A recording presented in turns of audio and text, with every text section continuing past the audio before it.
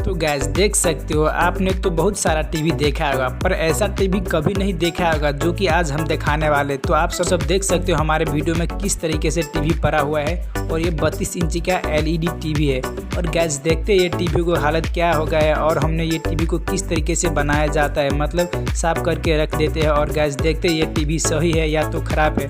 तो गैस हमारे चैनल को सब्सक्राइब नहीं किया तो प्लीज़ हमारे चैनल को सब्सक्राइब करके ही जाना। तो गैस चलिए देखते हैं किस तरीके से हमने अच्छे तरह से रिपेयर किया जाता है, मतलब साफ़ किया जाता है। और गैस ये टीवी नहीं ख़राब है या तो सही है। तो हमारे चैनल पर काफ़ी सारे वीडियो इसी तरीके से हमने रख देंगे, जो कि रिपेयर वाला वीडियो। इसके अंदर में क्या क्या चीज़, बहुत सारे एक्सपेरिमेंट यही टीवी से करा है, जो कि आप हमारे वीडियो में जाकर देख सकते हो। तो गैस चलिए स्टार्ट करते वीडियो।